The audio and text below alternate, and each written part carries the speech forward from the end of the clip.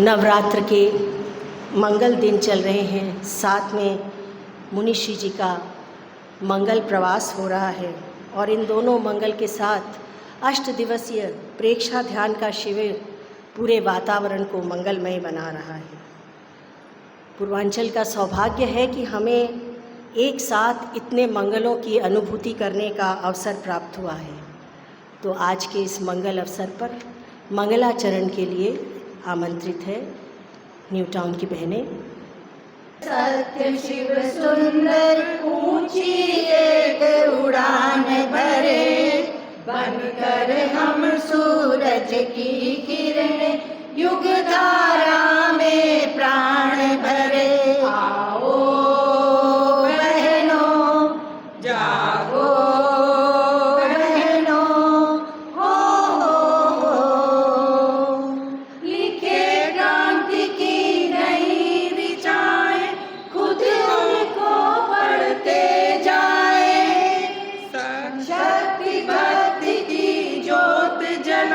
इतिहास नया गढ़ता जाए। मजबूत इरादों यादों से हम जागृति का आह्वान करें, बन करे हम सूरज की किरण युग धारा में प्राण भरे। आओ बहनों जागो,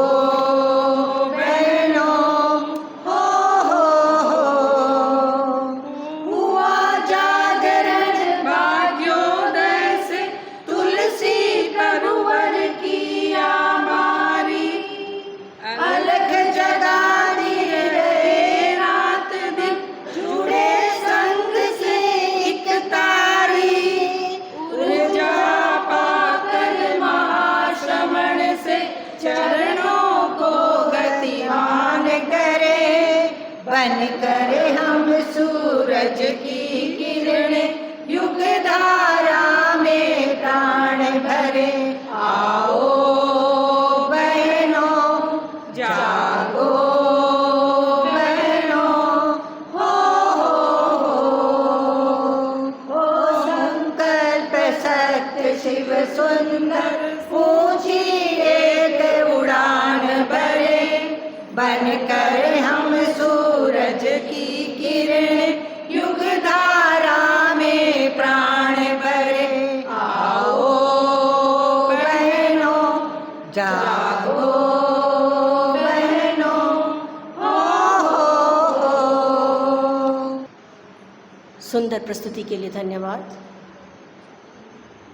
अब मैं बुलाना चाहूँगी हमारी कर्मठ सरल हृदय अध्यक्षा श्रीमती प्रेम जी सुराना को अपने वक्तव्य के लिए। महाश्रमण जी को श्रद्धा से सविनय भावरी वंदना। श्रुत की धनी नवम साध्वी प्रमुखा विशुद्ध विभा जी को सविनय भावरी वंदना। श्रद्धेय मुनि श्री जिनेश कुमार जी, मुनि परमानंद जी, मुनि कुणाल कुमार जी को मथेण वंदामि।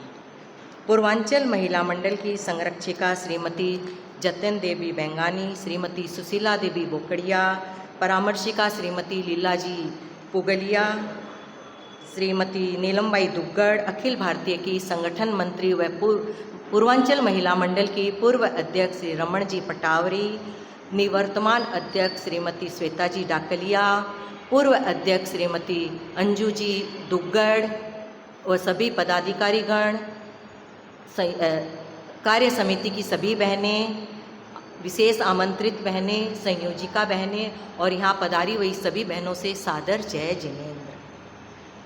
अखिल भारतीय महिला मंडल द्वारा निर्देशित पूर्वांचल महिला मंडल के तत्वावधान में पौध को सींचें के साथ गुड पेरेंटिंग कार्यशाला मुनि श्री जिनेश कुमार जी के सानिध्य में आयोजित की गई है।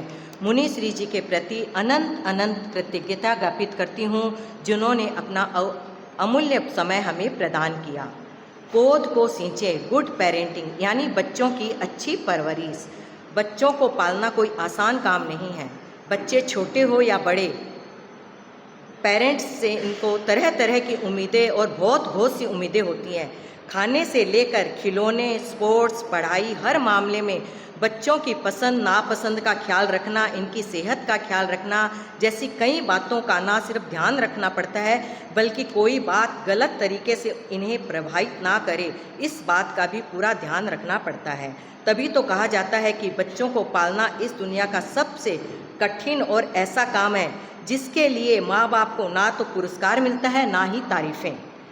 कब किस पॉइंट पर आकर गलत काम कर जाना, कुछ गलत बोलना, बच्चों में ये आदत कोई नई बात नहीं है, लेकिन आप इन सब बातों को कैसे हैंडल करते हैं और बच्चों को कैसे सही दिशा में मोड़ते हैं, यही है गुड पेरेंटिंग की निशानी।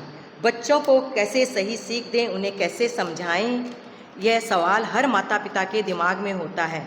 आज हम कुछ ऐसे गुड पेरेंटिंग टिप्स मुनि श्री के मुखारबिंद से सुनेंगे और फॉलो भी करेंगे, जिससे बिना टेंशन के शांतिपूर्वक हम अपने बच्चों की परवरिश कर सकें। पुनः एक बार मुनि श्री के प्रति अनंत अनंत कृतज्ञता। ओम अरहम। धन्यवाद। अप्रैल का महीना है, exams, new session, new financial year, new planning, ये सब इसी महीने में शुरू होते हैं। तो बहुत स्वाभाविक है कि नई शुरुआत को लेकर कुछ स्ट्रेस, कुछ टेंशन, कुछ एंजाइटी, कुछ चिंता तो होगी।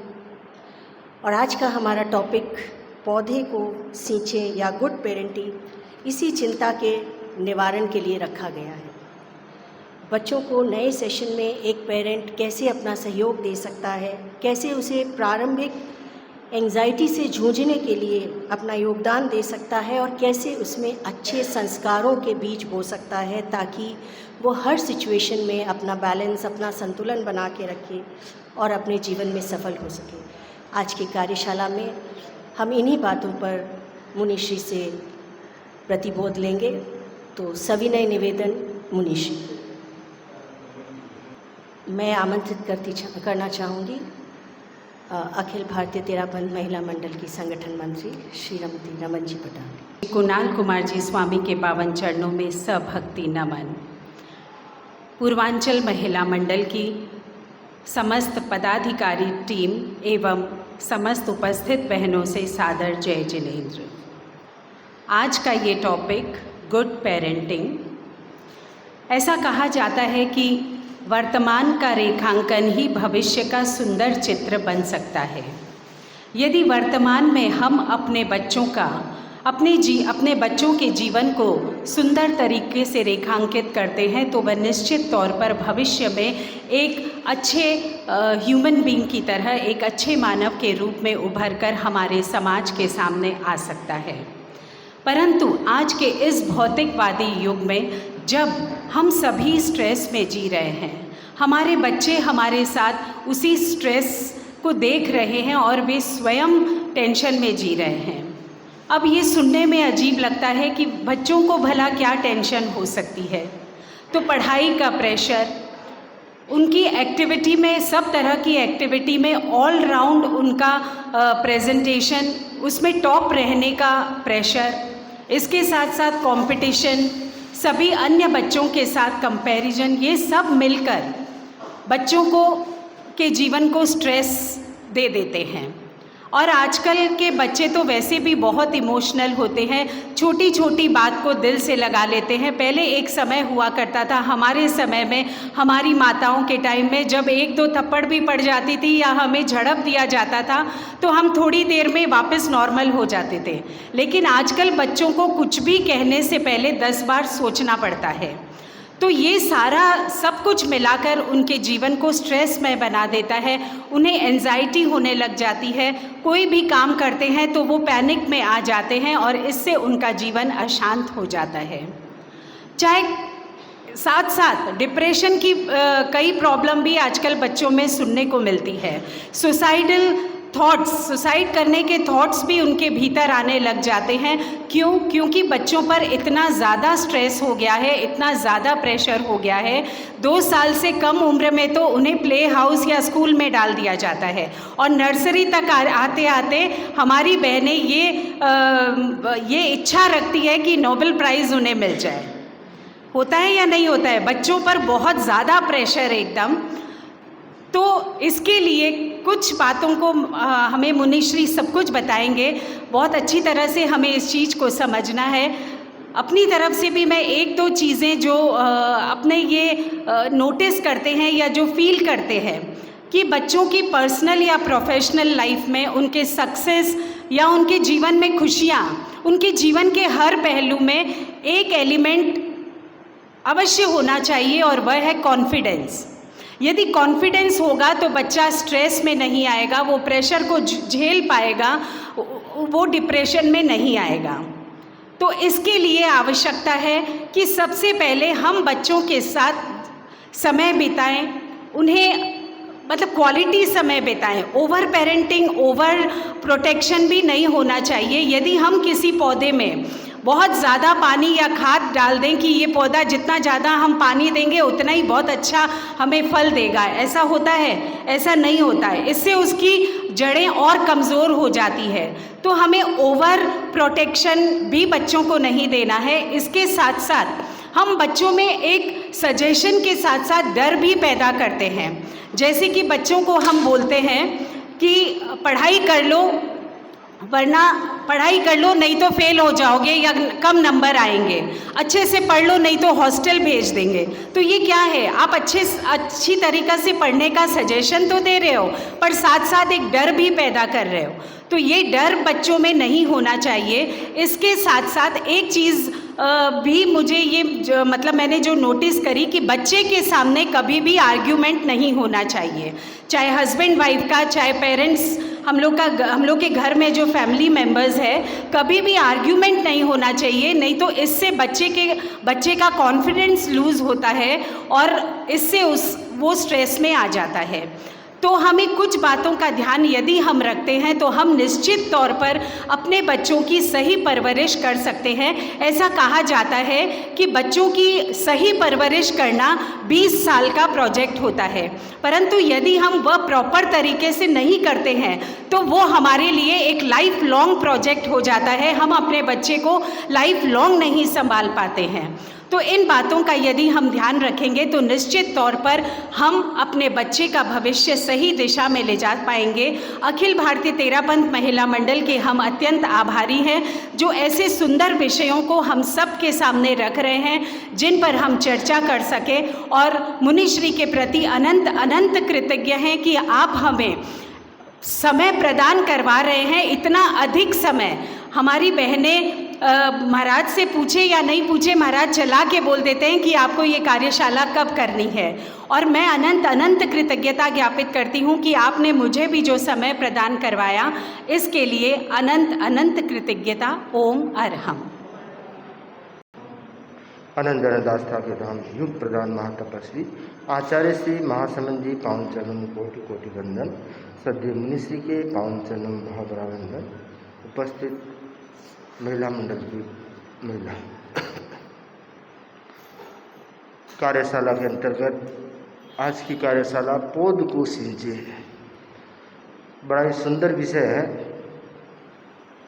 बहुत जरूरी है कि आने वाली पीढ़ी को किस प्रकार सिंचन दिया जाए और किस प्रकार उन्हें तैयार किया जाए, किस प्रकार परिवार का सहयोग उन्हें प्राप्त हो जिससे वे अच्छे ढंग से खुल सके और खिल सके। जब अच्छा सिंचन प्राप्त होता है तो वह पौधा अच्छे से विकास को प्राप्त होता है। तो ठीक उसी प्रकार जिन बच्चों को अच्छा सिंचन पोषण प्राप्त होता है वे बच्चे अच्छे तरीके से अपने जीवन का निर्माण कर सकते हैं, क्योंकि जीवन निर्माण का जो समय है वह बचपन है और बचपन अधिकतर माँ के साए में बीतता है। बचपन के श्रेष्ठ निर्माण में माँ की महत्वपूर्ण भूमिका होती है, पिता की भी भूमिका होती है, परंतु पिता से भी ज़्यादा माँ की भूमिका होती है। बच्चा कब क्या कर रहा है, कब क्या सोच रहा है, कब क्या उसके मन में चल रहा है, ये बात जितना माँ जान सकती है उतना दूसरा कोई नहीं जान सकता। तो परीक्षा के माहौल में, अप्रैल का महीना और परीक्षा के माहौल में ये समय कुछ अधिक सेंसिटिव हो जाता है। बच्चों पर पढ़ाई का प्रेशर रहता है, परीक्षा का प्रेशर रहता है, और पेपर अगर अच्छा हुआ या नहीं हुआ, थोड़ा 19-21 हो गया तो वह प्रेशर और अधिक बढ़ जाता है, बच्चे जल्दी से तनाव में आ जाते हैं। तो माँ अगर अटेंशन रहेगी तो बच्चों का टेंशन दूर कर पाएगी। अगर माँ टेंशन नहीं है तो बच्चों का टेंशन दूर कर पाना बहुत मुश्किल है। और बच्चों का साथी, सच्चा साथी माँ ही होती है। दोस्त होते हैं, मित्र होते हैं, दूसरे लोग होते हैं, परंतु सबसे महत्वपूर्ण अगर कोई है तो वह माँ ही है। अगर आप अपने बच्चों को अपने साथी की यानी मित्र की तरह देखते हैं और मित्र की तरह उन्हें व्यवहार करते हैं तो वे बच्चे आपसे खुलकर बात करेंगे, अपने दिल की बात कहेंगे। उनके मन में थोड़ा भी कुछ हो रहा है तो वो आपसे शेयर करेंगे, तो आप उनका समाधान कर पाएंगे। अगर आप उनके सामने बोस की तरह पेश होंगे तो बच्चे आपसे छिपाएंगे, आपको बात नहीं बताएंगे, और बात नहीं बताएंगे तो कई बार वह कोई समस्या जनित बात है तो नहीं बताने के कारण वह समस्या बढ़ भी सकती है। तो बहुत ज़रूरी है कि माँ बच्चों के साथ मित्रवत रहकर उनके टेंशन को दूर करने का प्रयास करे। एक पढ़ाई के संदर्भ में महत्वपूर्ण बात है कि बच्चों की तुलना न की जाए। तुलना करने आम बात है कि अमुक पढ़ रहा है, अमुक ऐसा कर रहा है, अमुक ऐसा कर रहा है, तुम ऐसा नहीं कर रहे हो, तुम ऐसा क्यों नहीं कर रहे हो। तो तुलना नहीं होती, क्योंकि हर व्यक्ति की क्षमता अलग अलग है, कैपेसिटी अलग अलग है। ये कोई मशीन से निकल के तो आए नहीं है कि सब एक जैसे हो। अपने अपने कर्म है, अपना अपना स्वभाव है, अपनी अपनी प्रकृति है, अपनी अपनी रुचि है, सब कुछ भिन्न भिन्न है। तो उनमें किसी और के बनने जैसा प्रेशर नहीं देना चाहिए। उनको तो उनके जैसे ही बनने दीजिए। हर व्यक्ति यूनिक होता है, उसके समान दूसरा नहीं होता है। तो जब वह अकेला है तो उसे उसके भीतर जो क्षमता है उस क्षमता को प्रोत्साहन देकर उसे बढ़ाना चाहिए, जिससे वह अपने जीवन का सर्वश्रेष्ठ प्रदर्शन कर सके, सर्वश्रेष्ठ प्रस्तुत कर सके। तो बहुत ज़रूरी है माँ दूसरों के साथ तुलना नहीं करे। पढ़ाई का काल लंबा काल है।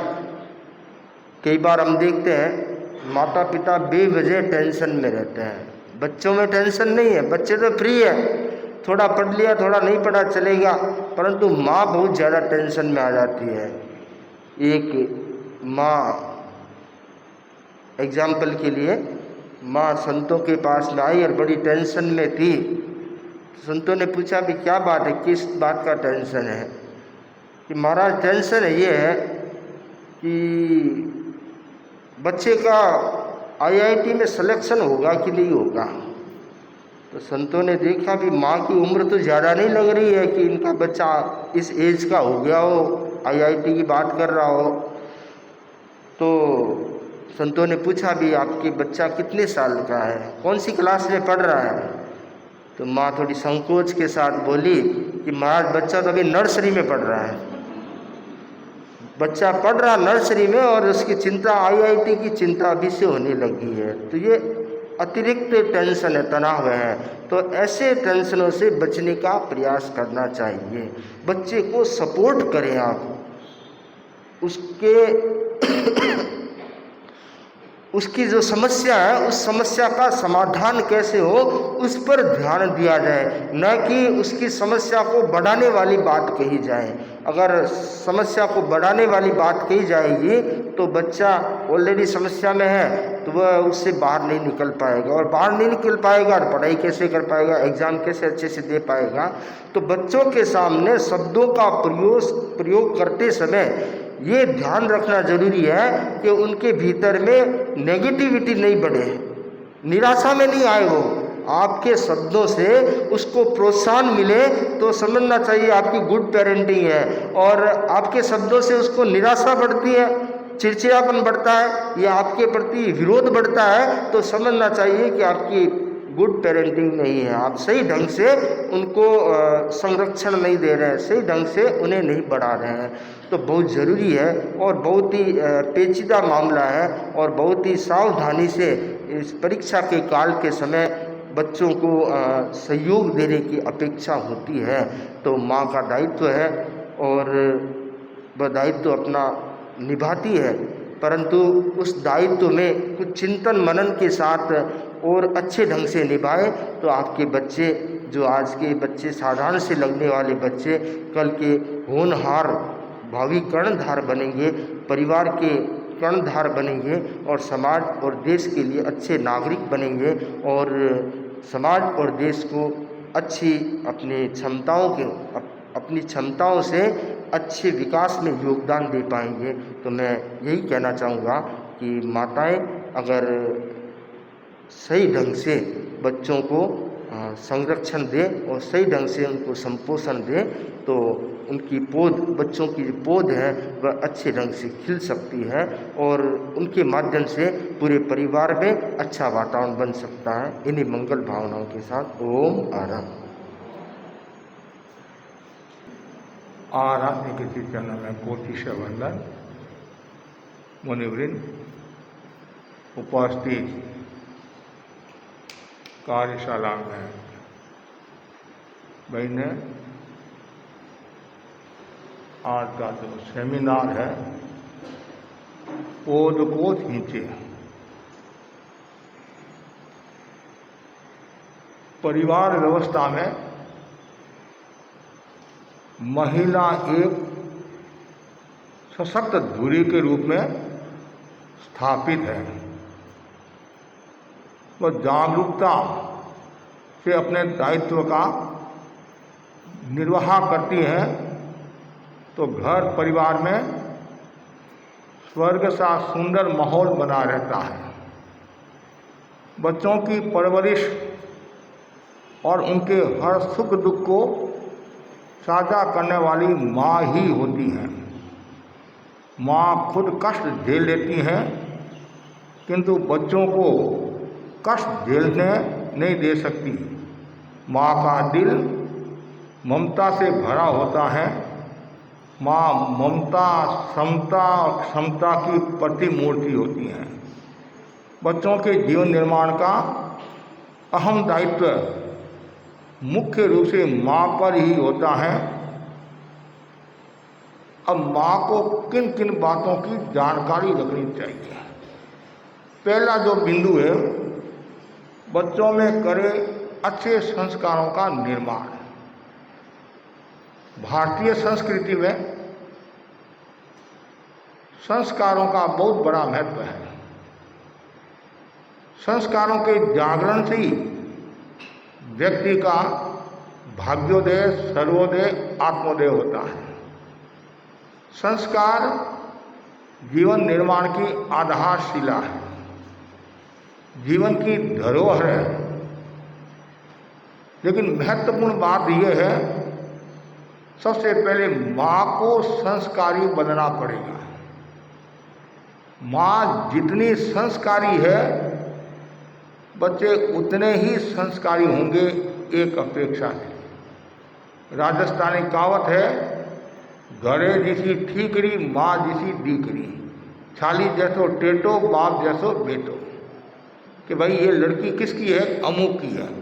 इसकी माँ भी अच्छी है, माँ में भी अच्छे संस्कार है और बच्चे में अच्छे संस्कार है, बच्ची में भी अच्छे संस्कार।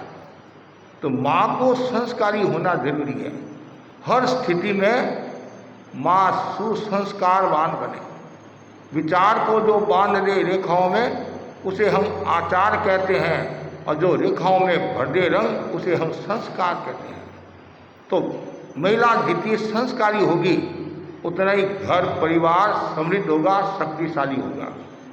और माँ यदि संस्कारी नहीं है और बच्चों को गलत शिक्षा देती है, गलत मार्ग पर ले जाती है, तो खुद का भविष्य भी अंधकार में हो जाता है और बच्चों का भविष्य भी अंधकार में हो जाता है। प्रसिद्ध घटना है इंग्लैंड की। एक बच्चा स्कूल गया, पेंसिल चुरा कर लेकर आया। और माँ को बताया, माँ ने उसको शाबाशी दी, बच्चा तुमने अच्छा काम किया। एक दिन वो किताब लेकर आ गया, एक दिन पूरा थैला लेकर आ गया, और एक दिन वो पूरा नामी चोर हो गया, और एक दिन वो पकड़ा गया और उसको फांसी की सजा सुनाई गई। फिर कहा गया तुम्हारी अंतिम इच्छा क्या है? वह बोला मेरे को माँ से मिलना है। तो माँ के पास लेकर आते हैं, माँ को कहते हैं माँ थोड़ी आगे आ। माँ आगे आती है और बच्चे ने क्या किया, माँ का नाक काट दिया, खा लिया। पुलिस वाले बोले क्या कर रहा तू? उसने बड़ी मार्मिक बात की, मैं माँ को शिक्षा दे रहा हूँ, माँ को बता रहा हूँ, माँ मेरा जीवन तो बर्बाद हो रहा है, मैं तो ऊपर जा रहा हूँ, मेरा जो छोटा भाई है उसमें ऐसे संस्कार नहीं आए, और पहले से तू सावधानी रखना और गलत रास्ते की ओर इसको मत जाने देना। कितनी मार्मिक बात है। यदि उसमें माँ रोक देती तो ये समस्या नहीं आती। इसलिए माँ को संस्कारी होना जरूरी है। माँ को गृहिणी कहा करने नहीं, घर की रक्षा करने वाली होती है, परिवार की रक्षा करने वाली होती है। एक माँ 10 बच्चों की परवरिश करती हैं, 10-15 जितने भी परिवार में सदस्य है सबका ध्यान रखती है। क्यों? उसमें वो संस्कार है। यदि आप में अच्छे संस्कार है तो बच्चे में भी अच्छे संस्कार आने की संभावना बनी रहती है। दूसरा बताया है परीक्षा काल में विशेष सजग। ऐसे तो हर समय महिला को सजग रहना चाहिए और बच्चे के प्रति विशेष सजग रहना चाहिए। बच्चा नादान होता है, शैतान होता है, अज्ञानी होता है, इतना समझता नहीं है, कभी कभी वो गलत काम भी कर लेता है, छोटा बच्चा है। लेकिन माँ को परीक्षा के समय तो विशेष सावधानी रखना चाहिए। क्यों? आज वर्तमान में हम जो देख रहे हैं इतनी घटनाएं घट रही हैं जिनकी हम कल्पना नहीं कर सकते हैं। जैसे बताया गया, पहले माँ बच्चे को मार भी देती, थप्पड़ भी मार देती, थोड़ी देर के बाद में वापिस से बच्चे को पुचकार भी देती और बच्चा वापिस नॉर्मल हो जाता। और आज तो कभी कभी ऐसा सोचते हैं बच्चे को कहना कि नहीं कहना। और हम भी आपस में बात करते हैं, बहनों को कहते हैं भाई बच्चों को शिक्षा देनी चाहिए, समझाना चाहिए कि महाराज बहुत सावधानी रखनी पड़ती है, कहीं गलत कदम नहीं उठाए। अभी मेरे पड़ोस में ऐसा हुआ, ये हुआ, वो हुआ। लेकिन परीक्षा के समय तो विशेष सजग रहना चाहिए। चाहे आपकी नींद खराब हो जाए उसकी चिंता नहीं करना, उसकी चिंता नहीं करना, लेकिन बच्चे की चिंता करना। हर पल हर क्षण सजग, बच्चे के मन में नेगेटिव भाव नहीं आए, बच्चे के मन में दूसरा भाव नहीं आए, हिंसा का भाव नहीं आए, घर छोड़ने का भाव नहीं आए, आत्महत्या का भाव नहीं आए। उसमें बच्चे को बड़ा प्रेम प्रेम प्रेम प्रेम प्रेम। तो ऐसे करते करते माँ यदि सजग है तो बच्चा आगे बढ़ सकता है। तीसरा जो सूत्र है, पढ़ाई के साथ जरूरी है पर्याप्त नींद और तनाव मुक्त माहौल। मैं तो कभी कभी कहा करता हूँ, यदि बच्चा जब स्कूल प्रारंभ होती हैं तब से लेकर स्कूल बंद नहीं होती, मतलब परीक्षा तक यदि वह रोजाना 2 घंटा पढ़ाई करता है, रोजाना 2 घंटा यदि पढ़ाई करता है तो मुझे विश्वास है कि वो बच्चा फेल तो होगा ही नहीं, कभी टेंशन में नहीं रहेगा और वो कक्षा में फर्स्ट नंबर भी आ सकता है।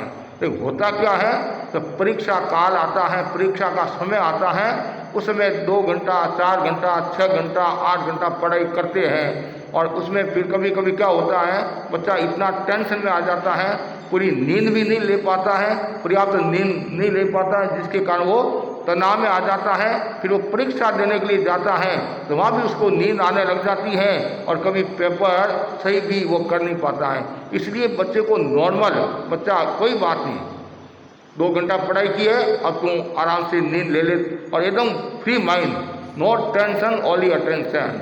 ये बहुत ज़रूरी है, बच्चा पर्याप्त मात्रा में नींद और तनाव से मुक्त। और आज तो तनाव के बारे में जब हम सुनते हैं तो हमारे रोंगटे खड़े हो जाते हैं। इसलिए माँ की महत्वपूर्ण भूमिका रहती है कि बच्चे ने पूरी नींद ली कि नहीं ली, पूरा सजग है कि नहीं है और टेंशन में तो नहीं है, टेंशन में नहीं रहना चाहिए। उसके बाद में परीक्षा के डर को दूर करे और परीक्षा को प्रेशर नहीं बनाए, परीक्षा के डर को दूर करना चाहिए। कभी कभी हमारे पास में भी बच्चे आते हैं, हाँ बहुत भय सता रहा, क्या होगा क्या होगा। तभी वो बच्चा इंटेलिजेंट है, समझदार है, विवेकशील है, फिर भी वो परीक्षा के नाम से डरता है। तो उस समय माँ बाप भी उसको डराए नहीं और प्रेशर भी नहीं डाले, कोई बात नहीं, जैसा नंबर आएगा आ जाएगा। उसमें ये बताओ बच्चों को, अब डरने की बात, पढ़ाई कर, तुम सजग रहे और तुम ऊपर वाले को मत देख, नीचे वालों को भी देख। हमारे समाज की सबसे बड़ी समस्या क्या है, बहने की आदि की, वो जो पैसा वालों को देखती है, सामान्य परिवारों को नहीं देखती है। वो उसमें ये नहीं सोचती है कि इसके पास में इतने हैं, मेरे से 10 व्यक्ति ऊंचे हैं, लेकिन 90 तो मेरे से नीचे हैं। आदमी नीचे वालों को नहीं देखता है, जितनी नीचे वालों को देख ले लग जाएगा तो समस्या नहीं आएगी। लेकिन यहाँ भी क्या होता है, परीक्षा में भी वो बार बार इतना भयभीत हो जाता, क्या होगा क्या होगा। उसके डर को दूर करना चाहिए। उस डर को हम दूर कैसे करें? ओम नमो अवैधयानम, ओम नमो अवैधयानम। और जब भी बच्चा परीक्षा देने के लिए जाता है तो पहले अपने इष्ट को नौका मंत्र ओम भिक्षु का जाप आदि करके और वो जाए, और वहाँ जैसे टेबल पर बैठता है, स्टूल पर बैठता है, तो सबसे पहले इष्ट को याद करके और एक ऐसा कवच बनाए, मतलब कोई भी अनिष्ट शक्ति मेरे भीतर प्रवेश नहीं करेगी और न मुझे कोई भय सताएगा, न कोई डर लगेगा। मैं निर्डरता निर्भीकता के साथ में मतलब ये कार्य करूँगा। और उस समय ओम नमो अवैधयानम, ओम नमो। तो ये भी माँ बाप थोड़ा ध्यान दे, माँ ध्यान दे और परीक्षा को प्रेशर नहीं बनाए और ज़्यादा दबाव में पढ़ाई कर पढ़ाई कर पढ़ाई कर। बेचारा पढ़ाई कर, और कितनी पढ़ाई करेगा, 6 घंटा 8 घंटा पढ़ाई करता, फिर नहीं। अभी पढ़ाई का समय तो टीवी देख रहा है, मोबाइल देख रहा है, ये देख रहा है, वो खा रहा है।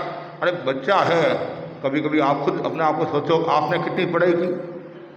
आप कहते हैं मेरा बेटा फर्स्ट आए, मेरा बेटा फर्स्ट आए, आप क्या कभी आए स्कूल में फर्स्ट? अब भावना तो इतनी ऊंची बातें हैं, जैसे संतान का नहीं, अपने कर्म भी होता है, अपना शोषण भी होता है, अलग अलग रुचि भी होती है। एक बार बाप कागज देख रहा था, उसको एक मार्क लिस्ट मिली, उसमें 30 नंबर, 20 नंबर, 40 नंबर, 33 नंबर। जैसे ही देखा और बाप को आया गुस्सा, नालायक कहीं का, तू लाखों रुपया खर्च कराता है और ऐसे नंबर आया। मन में आया और बच्चे को बुलाया, तू पढ़ाई करता है कि इधर उधर घूमता, देख ये 20 नंबर, 30 नंबर, 40 नंबर। बच्चे के मन में आया, मेरे तो 8 दिन तक 95, 98 से कम नहीं आई, ये कहाँ से लिस्ट आ गई, मार्क लिस्ट कहाँ से आई? पापा को कहा, पापा एक बार मेरे को दो, और दी और देखा, पापा ये मेरी नहीं है आपकी है, मेरी नहीं है आपकी है। तो आप ये सोचो, मैं बच्चे से इतनी आशा रखती हूँ, अच्छी बात है, माँ का कर्तव्य होता है, इतना दबाव भी नहीं देना चाहिए। कभी कभी ऐसा होता है 99.2 लेकर आ गया बेचारा और पड़ोसी 99.3 लेकर आ गया, इतने में उसकी आप 12 बजा देते हैं कि तुम पढ़ाई नहीं करता है। लेकिन उस समय बच्चे को ये कहो, बहुत अच्छा तुमने नंबर लाया तुम्हारी भाषा में, आपकी भाषा में, और अगली बार तुम्हारे को 100 में से 100 नंबर लाना है। बच्चा कितना खुश होगा। और उसकी प्रशंसा तो नहीं करते हैं, प्रेशर देते हैं, तुमने पढ़ाई नहीं की, वो कि नहीं किया, ऐसा नहीं किया।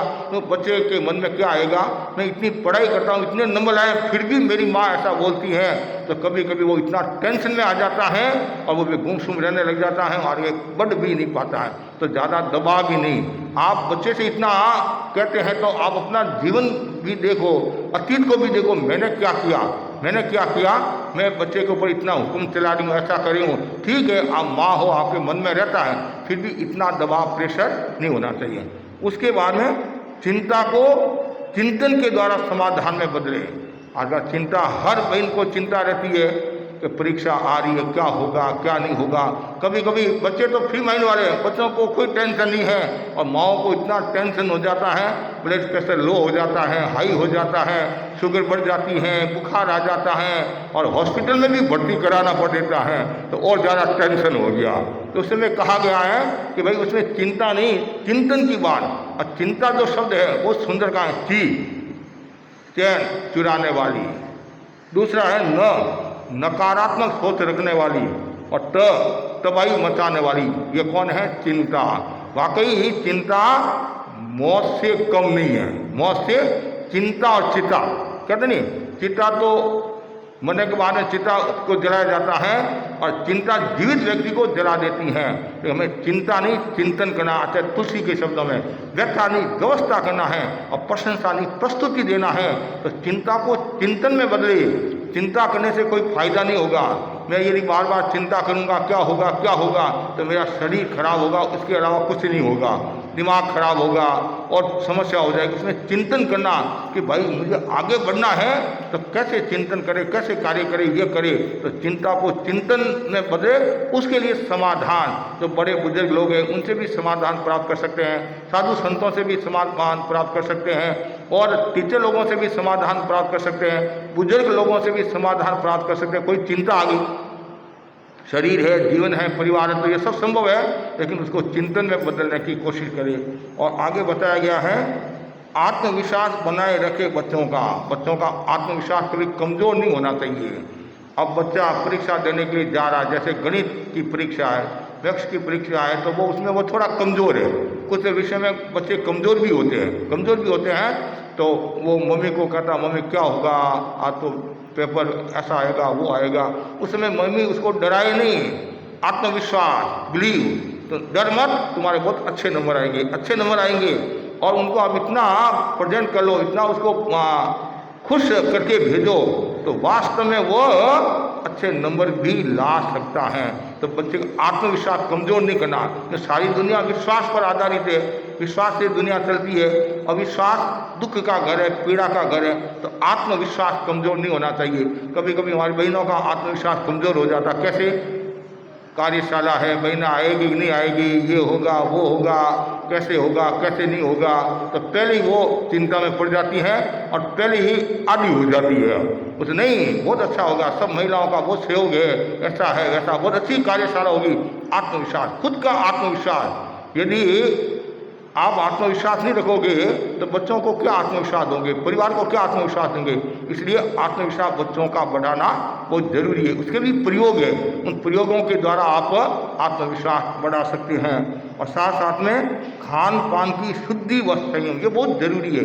खान पान की शुद्धि जरूरी है, कब खाना, कैसे खाना, क्यों खाना, और एकदम शुद्धि और संयम हमारे को बताया गया है। जैसे हम अवधान करते नहीं, अवधान एक गणित विद्या है, मेमोरी स्मृति अवधान है।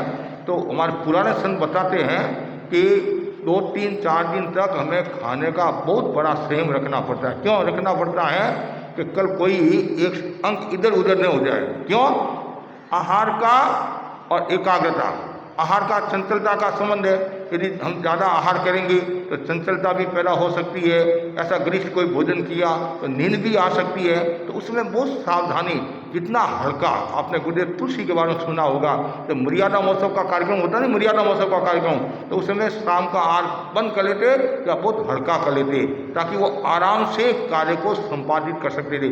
रात को 11, 12 बजे तक वो काम करते थे। क्यों, शरीर हल्का रहता था। शरीर हल्का रहेगा तो काम अच्छा होता है। इसलिए खान पान की शुद्धि, बच्चे को उसमें क्या खिलाना क्या नहीं खिलाना, ये भी ध्यान रखना चाहिए। कुछ तत्व ऐसे होते हैं, कुछ द्रव्य ऐसे होते हैं, कुछ चीज़ें ऐसी होती हैं जो नींद को बढ़ाने वाली होती हैं, कुछ चीज़ें ऐसी होती है जिससे तनाव भी पैदा हो सकता है, वासना भी पैदा हो सकती है। तो उसमें खान पान की शुद्धि, जितना सात्विक भोजन होता है, और वो भी संयम, बच्चा ज़्यादा नहीं खाना। परीक्षा देने के बाद में यदि तुम्हारे को भूख लगे, ऐसे इसका मतलब ये नहीं है कि उसको भूखा भेजे वो नहीं, लेकिन केवल खान पान की शुद्धि और संयम, जितना ज़्यादा संयम होगा उतना ही वो आगे बढ़ेगा। और उसके साथ साथ में समृद्धि विकास के प्रयोग एवं पुनरावर्तन का अभ्यास। तो बच्चों को आप मेमोरी बढ़ाने के लिए, तो कभी कभी बच्चों को नींद भी बहुत आती है, पढ़ने का समय इधर नींद आ रही है, तो बच्चे को नींद आ रही है तो उसको नींद लेने दो, उसको रोको मत। यदि आप ज़बरदस्ती बच्चे को पढ़ाओगे ना, क्या होगा, तो कभी कभी उल्टा भी पड़ जाता है। घंटा पर सो गया, फिर उसको उठाकर पढ़ाई करा दी। क्यों, माँ को तो सजग रहना पड़ेगा कि माँ की तो महत्वपूर्ण भूमिका है। तो इसलिए उस समय और कभी ज़्यादा नींद आ रही है तो बच्चे को कहते, आप हमारे को संत कहते नहीं, खड़े हो जाओ, गुरु कहते खड़े हो जाओ, और या 2-3 बार उठ बैठ कर लो तो नींद उड़ जाएगी। नहीं तो कान खींचिए, बुद्धि बढ़ाइए। कान खींचिए किसके, खुद के, दूसरों के नहीं। हाँ, दूसरों के भी नींद उड़ जाएगी, उसकी बुद्धि बढ़ जाएगी। और इतने जोर से भी कान नहीं खींचने का हाथ में आ जाए। हमारे को बताएगा कान खींचिए बुद्धि बढ़ाइए। और दूसरी बात है स्मृति विकास में ये जो अपरमाद केंद्र है ये बहुत महत्वपूर्ण भूमिका निभाने वाला। जैसे बच्चा बदमाशी करता है या मास्टर टीचर प्रश्न पूछता है उसको उत्तर नहीं आता नहीं तो बच्चा का कान पकड़ते। पहले पुराने समय में, आजकल बच्चे कान पकड़ लेते हैं, पहले ऐसा नहीं होता। तो वो कान पकड़ता और ऐसे आकाश में देखता तो बच्चे को वो उत्तर आ जाता। क्यों? इसका संबंध जागरूकता के साथ है। बच्चा चंचल होता है, इधर उधर उसका मन भटकता रहता है, तो इसलिए ये प्रयोग कराया करो। कान खींचिए बुद्धि बढ़ाइए, साथ में अपरमाद केंद्र पर आप पीले रंग का भी ध्यान करा सकते हैं। और यहाँ ज्ञान केंद्र पर चोटी के स्थान पर भी पीले रंग का ध्यान। 9 बार महाप्राण ध्वनि का प्रयोग, शशांक आसन, ताड़ासन और कुछ संकल्प। मैं स्मृतिवान हूँ, मेरी स्मृति बढ़ रही है, ज्ञानावनीकरण का शोषण हो रहा है, और साथ साथ में ये भावना भवाना कि ज्ञानी की आशातना नहीं करना, ज्ञान की आशातना नहीं करना, किसी से द्वेष नहीं रखना, कोई पढ़ाई करा तो उसके अंतराय नहीं देना। बताया ना ज्ञानावनीकरण बन के 6 कारण बताए हैं, तो ये उनको बार बार बताते रहो। और दूसरा किसी से ईर्ष्या नहीं करना, प्रतिशोध का भाव नहीं रखना कि भाई ये बच्चा बहुत आगे बढ़ रहा है तो ये उसमें आगे बढ़ेगा तो हमारे समाज का गौरव है, स्कूल का गौरव है, वैसे उनको संस्कार दो। तो ये प्रयोग करोगे, प्रयोग से भी बहुत फर्क पड़ेगा। और पुनरावर्तन का अभ्यास, बार बार जो सीखा है। एक नई बात बताता हूँ आपको कि जैसे बच्चा पढ़ता है, आधा 1 घंटा पढ़ा और पढ़ने के बाद में वापस उसको कितना याद हुआ उसका रिवीजन कराओ, याद हो गया फिर उसको छोड़ दो, फिर दूसरा सब्जेक्ट। तो कभी कभी क्या होता है खाली एक ही सब्जेक्ट लेकर बैठा रहता है तो कभी कभी समस्या भी आ जाती है। नहीं तो चेंज, गुरुदेव फरमाते थे आचार्य तुलसी कार्यांतर, कि हम जब आगम का काम करते थे थोड़ी देर काम किया फिर चेंज कर लेते दूसरा काम। नहीं तो एक ही काम है, कभी कभी तनाव भी पैदा हो सकता है, यही काम है, तो थोड़ा चेंज भी होना चाहिए। और बाकी जैसी स्थिति होती है उसके आधार पर।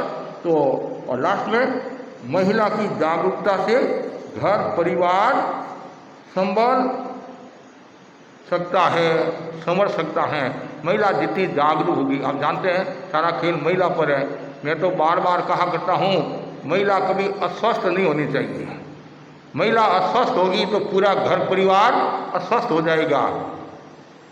मतलब मैं ये नहीं कहता हूँ आदमी अस्वस्थ होए, मतलब कोई भी अस्वस्थ नहीं होना चाहिए। आदमी यदि अस्वस्थ हो गया तो भी इतना टेंशन नहीं, बच्चा अस्वस्थ हो गया इतना टेंशन नहीं, लेकिन औरत अस्वस्थ होगी तो टेंशन नहीं, माँ टेंशन है। आदमी 6 महीना यदि विदेश चला जाता है इतना टेंशन नहीं, और बहन 4 दिन के लिए दक्षिण हावड़ा पियर चली जाती हैं या दक्षिण कलकत्ता पियर चली जाती हैं या पूर्वांचल आ गई पियर, तो फिर देखो घर परिवार का क्या हाल होता है। तो इसका मतलब ये हुआ महिलाओं पर घर आधारित है। महिला जितनी संस्कारी होगी ना, मैं बार बार कहा भी करता हूँ, जब सगाई करने के लिए आते हैं तो पहले गुण देखते थे, गण देखते थे, पूछते भाई में कितने गुण हैं, कि भाई में 98 गुण हैं, 100 में से 98 गुण हैं। तो बहुत खुश हुए 98 है कि 2 गुण कौन से नहीं, वो भी तो खोज करनी चाहिए कि 2 गुण कौन से नहीं, पहले वो बताओ। कि खुद की उपस्थिति नहीं है और दूसरों का कहना नहीं मानती है, तो पीछे क्या रहा? खुद की उपस्थिति नहीं है, दूसरों का कहना नहीं मानता है, तो माइनस है। इसलिए ये जरूरी बच्चों को ऐसे संस्कार दो कि तुम आज बेटी है, कल तुम बहू बनने वाली, आगे भी जाने वाली है, तो तुम ऐसी पढ़ाई कर जिससे तुम्हारी कोई भी प्रकार की समस्या नहीं आएगी। खाली पढ़ाई के संस्कार नहीं देने, घर परिवार समाज के भी संस्कार देने चाहिए, आत्मा के भी संस्कार देना चाहिए। तो कुल मिलाकर बस इतना ही मैं आपको कहना चाहता हूँ कि आप यदि बच्चों पर ध्यान देंगे तो आपको फायदा। क्यों? आज का बच्चा ही कल का बादशाह है, और बच्चा संस्कारी है तो आपका बुढ़ापा भी शांति के साथ व्यतीत होगा। बच्चा यदि संस्कारी नहीं है तो बड़ी समस्या आ सकती है। इसलिए पढ़ाई के साथ में ज्ञानशाला के लिए भी बच्चों को प्रेरित करते रहे। तो प्रारंभ में जो ये संस्कार आएंगे, तो तालस्टाय ऐसे पूछा एक भाई ने कि मैं बच्चे को स्कूल कब भेजूँ, तो पूछा बच्चा कितने साल का है, कि 5 वर्ष का है, कि बहुत देरी होगी। और 5 वर्ष का तो है, जन्म के साथ ही उसको शिक्षा दो। हमारे भगवती सूत्र में भी बताया गया है और ग्रंथों में भी बताया गया, जन्म के साथ ही जब बच्चा पेट में आता है तब से उनको संस्कार आपके कैसे वो खाने का पीने का, माँ जितनी संस्कारी होगी नहीं, माँ जितनी समझदार है, संयमित है, मर्यादित है, तो बच्चा भी वैसे ही संस्कार वाला होगा। इसलिए माँ को संस्कारी होना जरूरी है। तो जो पौध को सिंचे बहुत ज़रूरी है। जैसे पौधा होता है, उसको आप पानी देंगे तो पौधा हरा भरा होता रहेगा, पानी नहीं देंगे तो क्या होगा, सूख जाएगा। और उसमें कभी कभी ये भी होता है, बच्चे को आप इतना लाड देते हैं तो बच्चा बिगड़ जाता है, पौधे को इतना पानी देते हैं पौधा गल जाता है, और पौधे को यदि धूप नहीं दी तो भी वो सूख जाएगा, और पौधे बच्चे के ऊपर अनुशासन नहीं किया, उसकी सार संभाल नहीं की तो भी वो बिगड़ जाएगा। तो संतुलन जरूरी है, मतलब छोटी उम्र में उनको प्यार भी देना। लाड एक पंचवर्षानी, संस्कृत में आता नहीं, 5 वर्ष तक बच्चे को लाड देना, फिर उसकी ये अवस्था है, फिर मित्रवत रहना, फिर बड़ा हो गया भाई अब तुम सावधानी रख, मेरा जो काम था वो मैंने कर दिया, अब तुम्हारे को काम करना है। तो बस मैं सभी महिलाओं के प्रति यही मंगल कामना करता हूँ कि आप बच्चों को अच्छे संस्कार दें और परीक्षा के समय बहुत सजग रहे, बच्चे पर कोई नेगेटिव भाव नहीं आए, उल्टा भाव नहीं आए, गलत दिशा में नहीं जाए। और बच्चों को ये भी बताए तुम परीक्षा देने के लिए जाता है तो पहले अपने इष्ट को याद और पहले पेपर को अच्छी तरह से पढ़ना, और फिर जो आपको उत्तर आ रहे हैं, सबसे बेस्ट जो उत्तर आ रहा है पहले उस पर ध्यान देना चाहिए।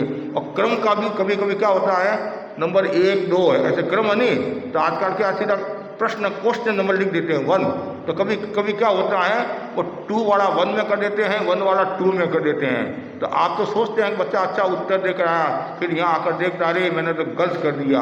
बच्चे को ये भी बताओ पूरा पेपर होने के बाद में अच्छी तरह से पढ़ना चाहिए। कभी कभी क्या है जल्दीबाजी में कर देते तो ऊपर नीचे हो जाता है, तो तुम्हारे पास में 3 घंटा है तो उसका पूरा उपयोग करना चाहिए, और साथ में एकदम चिंतन के साथ, शुद्ध भावना के साथ अपने इष्ट को याद करके फिर आगे बढ़ना चाहिए।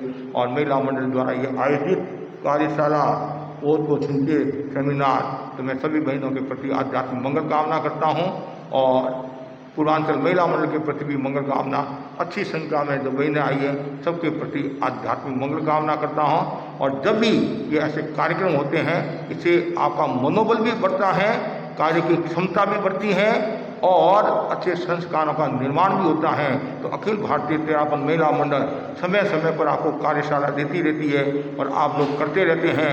तो मगर सब तरह की कार्यशालाएं होती है, मतलब सामाजिक स्तर वाली भी होती हैं, पारिवारिक स्तर वाली भी होती हैं, आध्यात्मिक स्तर वाली भी होती हैं, लेकिन मतलब कार्यशालाओं से कुछ न कुछ आपको मिला ही मिलेगा, ऐसी बात नहीं है। जब भी ऐसे कार्यक्रम होते हैं और कम से कम सुनने को तो मिलेगा, और एक अच्छी बात भी यदि आपको मिली तो आपकी दिशा और दशा बदलेगी, आपका घर का वातावरण बदलेगी। तो ऐसे कार्यक्रमों से, सेमिनारों से संघ की भी प्रभावना होती है।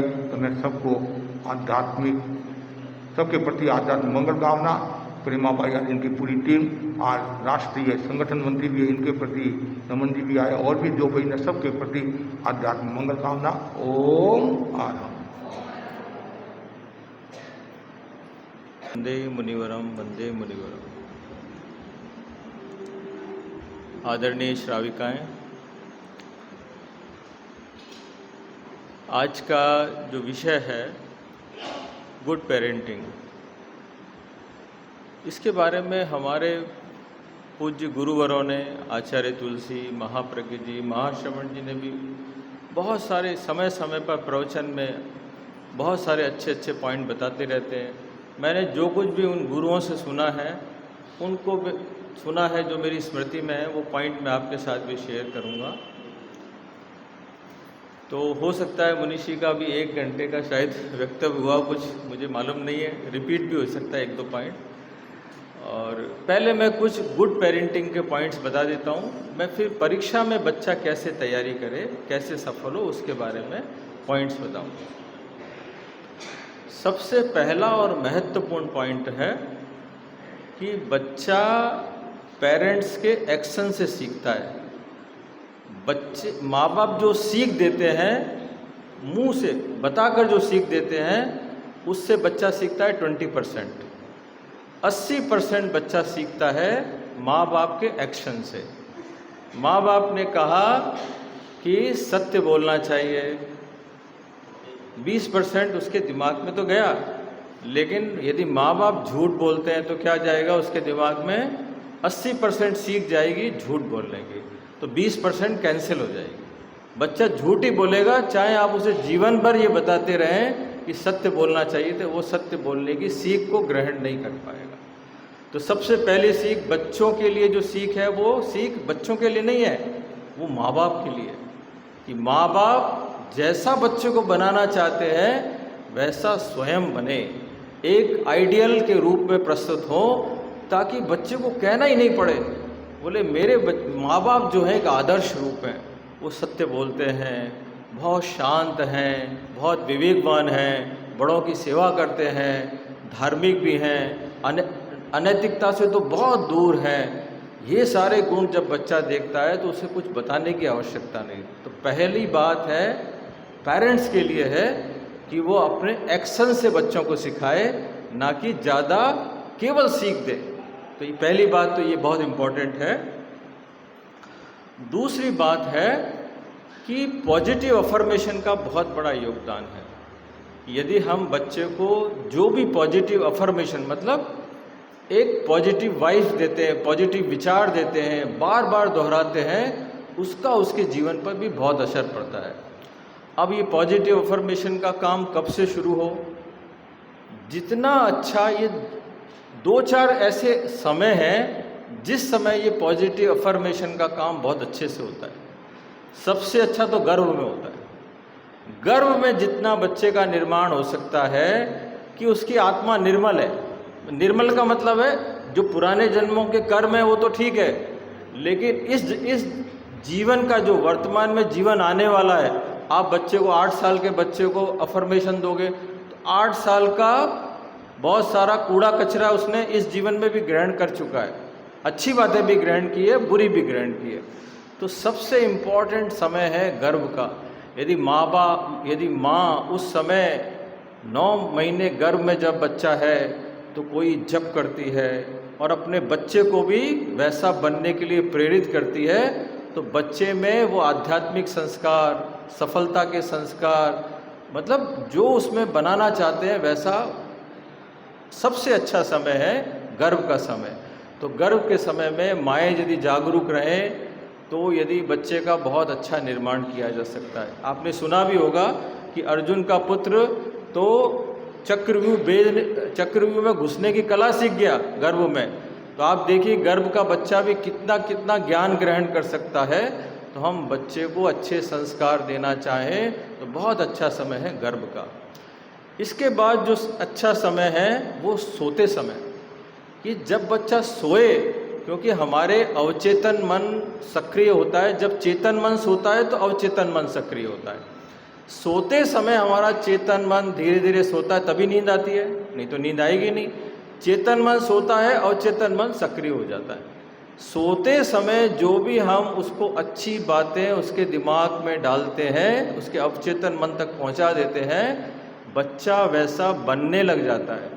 और अवचेतन मन की शक्ति बोलते हैं हजारों गुना। इस चेतन मन की शक्तियाँ हम मानते हैं कि बहुत है, हमारे मन की शक्ति बहुत है, तो अवचेतन मन की शक्ति मतलब आंतरिक चेतना की शक्ति, वो बात उसकी आंतरिक चेतना तक पहुंचती है और उसमें वैसा परिणमन शुरू हो जाता है। परिणमन ही शुरू नहीं होता है, जो बात उसके अवचेतन मन तक पहुंच गई। हमारे अवचेतन मन का एक नियम है, हमारे अवचेतन मन में यदि कोई कुछ बनने की इच्छा जागृत होती है, वो वहाँ से वाइब्रेशन पूरे ब्रह्मांड तक जाता है। जो समान चेतना वाले लोग हैं, विचार वाले लोग हैं, उन तक वो बात पहुँचती है। वो लोग हमारे सहयोग के लिए भी अचानक से प्रस्तुत हो जाते हैं। तो यदि कोई भी हमको लक्ष्य पाना है तो हम अवचेतन मन तक अपनी बात पहुँचाएँ तो वो लक्ष्य जल्दी प्राप्त होता है। तो रात को सोते समय बच्चे को अच्छी पॉजिटिव अफर्मेशन दें। सुबह सब उठ रहा है बच्चा, या तो आप डांटते उठाएं, तू तो बड़ा क्या है, बहुत देर से उठने वाला है, तो कोई ध्यान ही नहीं है। डांटते डांटते उठाएंगे तो क्या होगा, उसमें ये नेगेटिव बातें जाएंगी।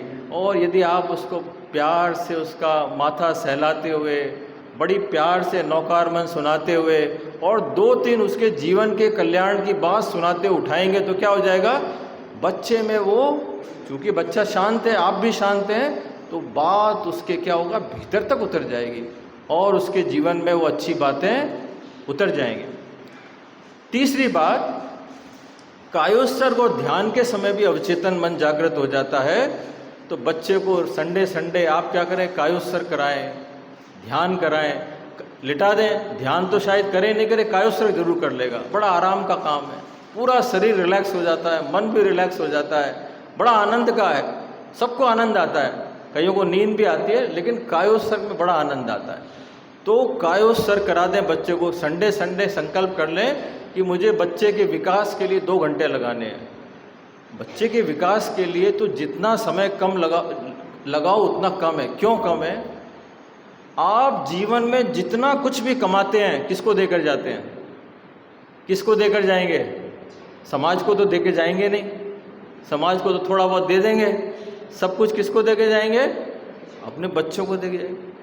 बच्चों से बढ़कर कुछ है क्या, बताऊं मुझे लगता है जितना लोग 100 करोड़ 200 करोड़ कमाने की दौड़ में लगे हुए हैं, उतना उसका थोड़ा सा परसेंटेज बच्चों के निर्माण में लगा दें। क्योंकि जो कुछ कमा रहे हैं वो बच्चों को देंगे, बच्चों की तरफ ध्यान नहीं देते। बच्चों के निर्माण की तरफ ना तो समय है ना ध्यान है, केवल व्यवसाय और अर्थ कमाने में सारा ध्यान है।